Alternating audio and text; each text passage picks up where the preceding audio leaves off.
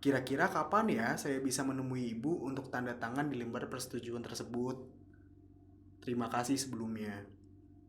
Terus ibunya tiba-tiba, Tanggapannya? loh kok kamu mengatur saya? Bodohnya kamu sakit. Saya tidak peduli. Ujian saya tidak ada susulan ataupun pengulangan. Wherever you are, stuck in the traffic, at home, at work, take this. Enjoy the fruit of human concerns that we've built. With keresahan.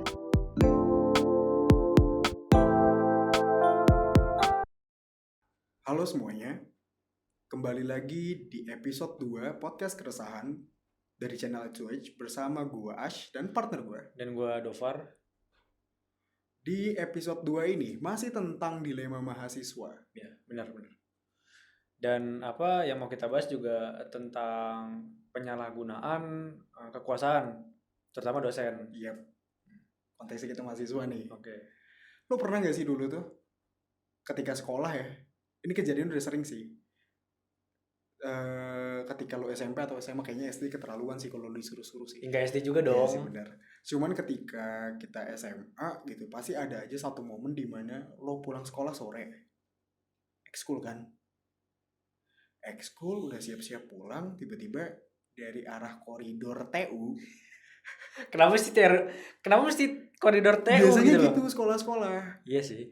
Biasanya gitu di TU. Area-area spot-spot krusial. TU, UKS, ruang guru, biasanya kayak gitu kan. Oke.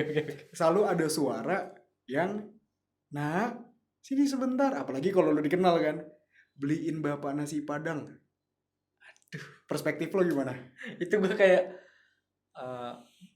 gue pasti sebenarnya pingin nolak sebenarnya, cuma berhubung gue sedikit ada jiwa-jiwa sosial, jadi kayak ya nggak apa-apa lah, sekali dua kali gue tolongin, toh juga nggak merugikan gue banget gitu. Gue sebenarnya ada rasa kayak gitu, walaupun dalam hati gue kontra total ya. Dalam artian Kontra total. gue kontra total. Oke, cuma oke. karena gue bayar kan, setahu gue di zaman gue dulu cuma di Jakarta doang yang bebas dari apa namanya uang SPP, kalau nggak salah SPP kan namanya. Ya, SPP. Sekolah kita dulu ada SPP kan. Ada. Maksudnya gue bayar dengan jumlah uang segitu, gue berharap dapat pendidikan, gue bisa pulang, ekstrakurikuler yang apa, disuruh beli nasi padang gitu ujung-ujungnya. Maksudnya dalam konteks bukan berarti gue nggak mau nolong atau sok kayak apa ya, tapi gue datang untuk dididik gitu maksud gue. Tiba-tiba gue disuruh di luar konteks pendidikan, rasanya aneh juga. Tapi menurut gue kalau misalkan di luar jam pembelajaran ya, kayak itu konteksnya udah kayak manusia dengan manusia sih menurut gue. Kalau di luar pembelajaran, kalau ketika lu pingin masuk kelas, pingin nyiapin apa tapi dipanggil cuma untuk hal itu, gue kurang setuju sih. Iya, kalau gue pribadi ya, maksudnya gue dari dalam perspektif gue udah pulang, gue apalagi dulu kita ekstrakurikuler kan wajib. Iya sih. Wajib, capek, disuruh beli nasi padang gitu maksud gue. Iya, ya ini cuma contoh ya, ini cuma contoh. Gak mesti nasi padang doang. Maksudnya ada case. Nah, lu gimana? Lu gimana sih, dari kasus lu? Lu pernah nggak? tapi kalau pas gue cuma ngalamin pas SMA ya, pas kita SMA. Jadi gue cuma persis sih jalan ke koridor di spot-spot krusial itu. gue jalan terus kebetulan ada guru yang ya deket sama gue, dia nyuruh gue ke kantin, ya itu kayak Untuk beliin sesuatu untuk dia, kayak beliin minum, beliin jajanan, dia nyemil. cowok. Iya sih. Gue tahu kali ya. Gue tahu. Oke. Itu lupakan, kita anonimkan itu orang. Gue sama dia satu SMA ya. Oke, gue tahu deh. Ya udah nggak usah dibahas lagi. Ya udah gini. Gimana kalau lu? Maksudnya kayak ada ini nggak di sekolah? Ntar dulu, after itu lu cerita ya. Apanya nih? After ini. Ya udah habis di tag ya. Gue penasaran soalnya. Gue kalau sekolah apaan? Lu mah enggak aja. Makanya lu nggak pernah disuruh. Gue diem. Dia nggak pernah disuruh kalau di sekolah. Gue diem karena gue diem. Tapi gue gedek ketika temen gue disuruh juga. Rasanya apalagi temen ekskul gue gitu maksudnya. Gue pernah ntar lu gue disuruh lu kagak gedek. Lu beda kan? Gak, contoh gue lagi ekskul udah pulang, besoknya lomba padahal. Gue anak PMR kan, gue ketua PMR. Besok ya nggak usah dinotis juga lo ketua PMR. Gue bangga menjadi PMR. Enggak. Padahal Jadi di belakang ini dia ngedumel dari ketua PMR. lanjut. Ya gue kesel ketika ada anggota gue yang harusnya dia bisa fokus latihan, apalagi waktu itu cuma ngirimin satu tim doang yang emang fokusnya di dia nih. Tiba-tiba dia entah terbang kemana. Pas gue tanya lagi ngapain, habis beli makanan sih. Orangnya sama nggak ya? Nah itu maksud gue. Ini orangnya sama ya? Jangan itu. Ya udah makanya diceritain ntar kan. Nah iya. Oke deh. Tapi kalau di kuliahan sendiri, gue punya teman SMP gue apa teman SD gue ya, dia itu kan alhamdulillah dia kuliah nih di luar kota. Tapi ada satu momen, nih dosen nih konteksnya nih, seperti dosen pada umumnya lah, lagi belajar, dosen ngiterin kelas, cuman temen gue waktu itu lagi ngunci rambut. Maksudnya dia keliling konteks pada dosen. Oh ya, dosen pada umumnya lah ya, keliling. Apalagi kalau dia lagi ngomong ngejelasin materi kan, biasanya kayak gitu. Lagi ngunci rambut, tiba-tiba diginiin lehernya. Oh, dilus. Nah, apa dicek ada apanya gitu? Gua gitu? nggak ngerti tuh. Maksud gue, dia sengaja atau tidak sengaja pun menurut gue itu bukan hal wajar, karena namanya private part gitu. Tandanya kalau itu menjadi sesuatu yang gak sengaja, kan kebiasaan berarti. Atau mungkin sebenarnya hal-hal kayak gitu tuh ya kebiasaan juga, tapi udah sering diterapin sama dia. Maksudnya kayak dia di kelas-kelas mana lagi ngajar kayak main pegang aja, itu maksud gue. Main pegang, main tepak, main elus. Kalau dia beralasan, seandainya dia kena kasus terus dia beralasan ini gak sengaja, ya tandanya lu kebiasaan aja coy. Paham gak? Ya, tapi gue memaklumi kalau emang itu kalau gue ya masih sesama jenis, karena misalkan laki-laki dengan laki-laki itu kayak itu iya. Dia nge-set ini aja supaya lebih dekat gitu iya. mungkin. Tapi kalau udah jenis kayak maksud gue. Ya, gue sih sebagai laki-laki mungkin ada maksud tersendiri kan kalau kayak gitu. Siapa yang gak risih juga sih? Iya sih. Siapa enggak? Karena gue ada temen juga ya kuliah di salah satu univ di daerah Jakarta. Oke. Tiba-tiba out of nowhere dosennya gini, kamu cantik juga ya, kamu mau nggak jadi istri kedua saya? Nah itu gue gak ngerti. Itu konteksnya apa nih, bercanda apa gimana? Gue nggak tahu dan menurut gue itu tidak pantas untuk dibercandakan. Atau jangan-jangan dia sekedar flirting gitu ya? Flirting pun soalnya flirting sama dia joking itu kurang lebih. Tapi lu lihat konteksnya, istri kedua, dia punya istri berarti coy. Ya oke kan, ini kan lu yang tahu. Kalau gue kan cuma bisa menangkap apa yang lu ceritain. Cuma dari yang lu ceritain ini gue lebih nanggap ke mungkin bisa lebih ke bercanda sih kayaknya. Kayak lebih ke bercanda. Ya, mungkin humoris gitulah, humoris. Mungkin gue aja yang terlalu kaku. Ya nggak apa-apa kalau lu kaku. Cuma kan ini kita beda perspektif. Iya, nggak apa-apa. Iya sih. Nah, kasus-kasus kayak gini sebenarnya banyak juga terjadinya loh di luar sana loh. Yang wajar kan sih, penduduk Indonesia aja ada berapa ya? Pasti ada kesamaan. Makanya. Dan alhamdulillahnya tim riseter kita di belakang kamera ini sudah memberikan hasil-hasil yang menurut gue hasil riset kampret kalau ketika gue baca poin-poinnya kaget sih. Lu kaget karena pertama kali tahu atau kaget gara-gara sesuatu yang wah? Nih gue nemu atau kan gini deh, gue dulu nih gue ada yang lebih mantep nih. Boleh.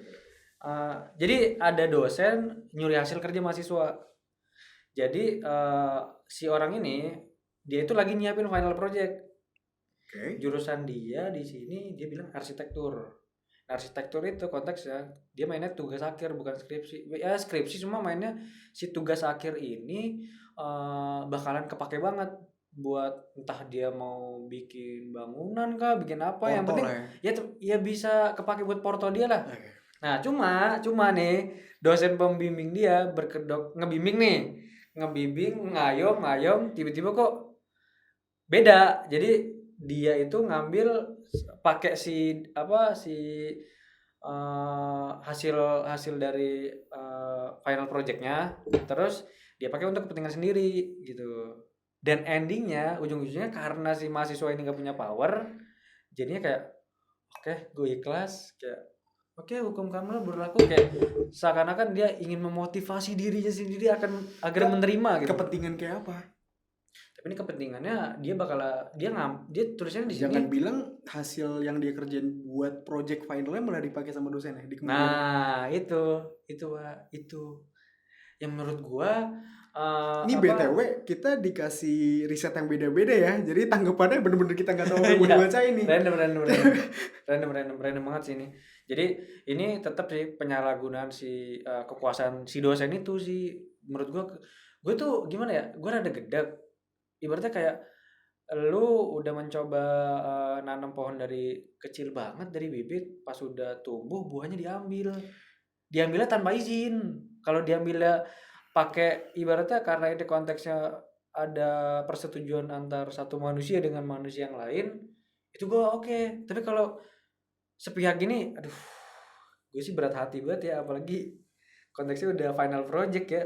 Pun yang gue ya sedih sih jujur, cuman yang gua malah rasain ya lu dibimbing untuk menggapai mimpi lo gitu, dibimbing sama si pembimbing lo, sama si dosen lo ini. Kenapa malah lo dibimbing untuk mencapai cita-citanya si dosen? Kita kan kasarnya kayak gitu dong berarti kan. Iya sih. Gue bisa apa ya? Gue bisa merefleksikan diri gue Karena aturan ini jadi porto dia gak sih? Kan kalau kayak bener banget sih, bener banget. Apalagi ini konteksnya udah kayak apa ya, standar kelulusan dia ya. Jadi ibaratnya ketika dia tidak mengerjakan ini dengan baik, ya otomatis dia berpengaruh dong. Kayak lu bisa aja nggak lulus coy. Iya. Tapi mau nggak mau tetap dikerjain, walaupun akhirnya endingnya tadi kayak gitu. Nah, kalau gua juga ada nih. Ada hasil riset dari Twitter tapi Oke, Twitter. dari akun College Manifest gitu. Ini akun Manifest nih. Coba. Jadi dia cerita, ada orang cerita lewat Manifest ini, gua nangis banget. Selama ini gak pernah diajar beliau. Kemarin beliau jadi dosen tamu di sidang gue. Dosen lain gak ada yang respon gitu. Gue nangis banget. Terus dia ngasih screenshot. Dia ngasih screenshot nih. Si chatnya dia sama si dosen itu. Assalamualaikum, maaf mengganggu waktunya Bu. Izin bertanya, untuk draft skripsi yang saya kirim, apakah ada yang harus diperbaiki? Akan saya perbaiki secepatnya bila ada. Terus si ibunya jawab, sudah diperbaiki. Tanda tanya. Kalau sudah saya ACC aja. Oke. Dia jawab, sudah Bu, saya sudah kirim skripsi yang sudah saya perbaiki ke Ibu. Kira-kira kapan ya saya bisa menemui Ibu untuk tanda tangan di lembar persetujuan tersebut? Terima kasih sebelumnya. Terus ibunya tiba-tiba, Tanggapannya? loh kok kamu mengatur saya? Waduh. Etika kamu di mana? Baca SMS yang kamu kirim. Bentar. Tapi Serius. Oke, bye. Tapi ini sopan sih. Maksudnya kayak dia salam, dia kasih tahu tujuan dia dengan bagus, kalimatnya juga enak. Makanya itu yang gue bingung adalah kalau dibilang dia sopan dan tidak sopan, kalau menurut gue pribadi ya ada batasan informal dan formal kan dalam kita Iya, dia bersosial. Tapi menurut gue dalam konteks ini, dalam chat ini, dia nggak ngelewatin batasan itu. Dia tetap kondisi formal, dia tidak menyinggung ibu itu. Yang gue tanggap, kalau pendapat gue pribadi, si ibu ini menilai cara bicara anak itu sesuai boundaries emosional yang dimiliki. Jadi dia itu gimana ya, nggak pakai boundaries yang dia ketika Umumnya lah. ya umumnya, tapi dia pakai boundaries dia sendiri dalam menanggapi si mahasiswa itu ya. Dan ini yang bikin gue rada sayang banget sih. Tapi kalau misalkan gue sendiri, tanggapan gue, kalaupun dia datang salam, misalnya salam, ucapan selamat pagi gitu, walaupun ujung-ujungnya gue bakalan kesel sama apa yang bakal disampaikan, tapi menurut gue itu udah manner banget sih, mannernya udah kayak cukup gitu loh. Tapi gue nggak ngerti sih si ibu ini kenapa sih begitu. Pun ini ada yang nanggepin dia dosen. Jadi dia bilang, saya juga dosen dan saya yakin ada banyak dosen yang tak sepakat dengan kejadian ini. Kalau baca dari chat WhatsApp-nya, memang kelihatan dosennya udah abuse of power. Masalah yang ada di belakang dosen jangan jadi pembenaran perilaku sewenang kepada mahasiswa. Itu sih ya. Itu udah kayak, wah itu udah nyalain banget kekuasaan dia ya, udah kayak gitu. Ya. Atau jangan ya, maksudnya kayak konteks ini mungkin aja di belakang itu sebelumnya ada kejadian-kejadian apa yang sampai dia ngebalesnya segitunya, ya kita nggak tahu ya. Lu gimana? Ya gue sebatas itu sih, gue asal dia ngucapin salam gitu, udah gue oke banget sih. Ada lagi nggak? Ada Lu? nih ada nih. Nah ini menarik juga nih. Jadi ada dari Twitter, dia bilang aku positif COVID-19 karena menjadi bagian dari relawan medis di pos mudik. Dan dari kemarin siang aku drop banget sampai harus masuk ICU. Akhirnya aku ketinggalan UAS beliau. Aku udah ngasih semua bukti dan surat keterangan dokter, keterangan sakit, sampai minta fotoin suster. Gimana? Cuma intinya si isi chatnya itu, si dosen balas kayak, bodohnya kamu sakit, saya tidak peduli. Ujian saya tidak ada susulan ataupun pengulangan. Jadi dia relawan kan? Iya relawan. Dia kena COVID-19 kan dia jadi relawan. Dia melakukan aktivitas Wah, kemanusiaan gila gitu loh. Gila sih kalau gitu. Gue sih kayak enggak, kalau menurut gue ya ini udah berlebihan sih. Satu berlebihan, kedua gue nggak tahu ketika dia mulai pembelajaran di awal semester pas ada mata kuliah dia udah buat rules. Gue nggak tahu tuh yang mau lu ketabrak, mau lu ada keluarga meninggal, ada keluarga teman. Gue nggak peduli gitu Iya, loh. gue juga ngalamin. Lu ngalamin gimana maksudnya? Ya ada aja, maksud gue ada aja dosen yang kayak gitu dari awal dia udah Taklek gitu ya? udah nembak. Kalau gue tuh gue konkret, gue saklek, pokoknya gue nggak bisa, pokoknya mau ada apa Gue nggak peduli. Cuman konteksnya ini COVID, Yang mana virusnya juga baru kan, dan tahun ini, dia relawan. Dan menurut gue pribadi, lu tidak akan mungkin selama COVID gak keluar rumah. Pun gue yakin di dosen keluar rumah juga kok. Ya namanya lu butuh belanja bulanan pun keluar kan. Iya, tapi ini ya yang gue cermatin ya, bisa aja si dosen ini posisinya juga lagi COVID. Enggak, gue sebenarnya bermain aja sih. Enggak di otak gue cuma kayak ya bisa aja nih orang COVID, kenapa kagak ngerti ya gitu loh. Tapi semua itu ya udahlah kayak jadinya kalau tanggapan gue ya tadi, kalau lu Ya, kalau dirasa maksud gue ini udah konteksnya gue ya, ini lagi pandemi sekarang, berkembang juga yang sangat amat disayangkan. Konteksnya sekarang udah berkembang juga, terus dia jadi relawan pula gitu loh. Tuh dosen juga belum tentu mau jadi relawan tapi malah dibodoh-bodohi. ya ini Gue tahu dia bodoh, berat banget sih. gue paham konteksnya dia bodoh karena tidak bisa menuruti apa yang dosennya mau gitu. Iya. Cuman dibalik itu semua dia jadi relawan. Dia udah nggak bisa bedain ini. Iya gimana? Nah kalau gue ada nih, ini konteksnya gimana ya? Ini bisa di ini lucu. Ya lu bacain. Konteksnya ini sama nih dari Twitter juga, tapi kok oke. Kayaknya dia Korea gitu. Namanya Wotoki. Oke. Dia cerita. Ngapa si Wotoki ngapa? Dia cerita, lihat teman-teman gue pada ke rumah dosen ngasih tugas, tapi begitu sampai di sana disuruh tunggu di luar. Oke. Nggak disuruh masuk. Ternyata enggak, lu coba cerita dulu enggak, baru ini ketawa. Ini dia disuruh cuciin mobilnya sama motornya ternyata. Temen-temen dia. Salah baca lu. Temen-temen dia. Dia disuruh cuciin. Gue salah baca di Iya, mana? bener. Hah? Emang dosennya kayak gini wajar ya, kata dia. Ini maksudnya ini kenapa kita mau bahas ini sebenarnya? Dari sesederhana nasi Padang, ada yang proyeknya tiba-tiba dipakai sama dosennya, COVID pun ternyata dibilang Dia bodoh. Gak terima kalau emang gue nggak peduli lu sakit gitu loh. Mau lu sebaik apa aja, gitu. di mata gue yang relawan baik ya. Mau sebaik apapun. Ya di mata kita, gue juga setuju sih itu. Udah Cuman ini sampai nyuciin mobil sama motornya dosen tuh gue nggak ngerti konteksnya. Lu nggak tahu kan sebelum situ dia udah apply CV itu magang jadi supir. Gak, maksud gue, kamu kuliah apa? Jurusan teknik kebersihan ya, ada nggak sih teknik kebersihan? Aduh, maksud gue ini loh, kenapa kita bahas hal kayak gini? Yes, ya. Terutama di penyalahgunaan kekuasaan ini loh, kayak kita kan tadinya juga kenapa angkat topik ini karena kita berdua resahkan itu ya, resahkan itu. Dan menurut gue dari kesimpulan yang bisa gue ambil, nah menurut gue dalam hal kekuasaan ini gue tidak setuju kalau si dosennya ini menggunakan kekuasaan untuk hal-hal yang di luar konteks pendidikan gitu ya. Konteks pendidikan gue kurang setuju di situ sih. Dan gue tidak paham. Ya walaupun gue udah positive thinking ya, gue tidak paham kenapa beberapa kasus ini tuh terjadi gitu loh. Gue rada nggak paham Dan aja. ternyata emang seaneh itu, di mata gue aneh ya konteksnya gitu. Ini lebih dari nasi padang, udah jelas. Parah sih. Enggak, di nasi padang cuma nyuruh gitu, cuma ternyata dari Dari nyuruhnya nasi padang doang tuh bisa jadi yang nyuci mobil. motor. Itu dia maksudnya. Ya oke. Kita dapat lah di situ. Udah kali ya? Udah, sip.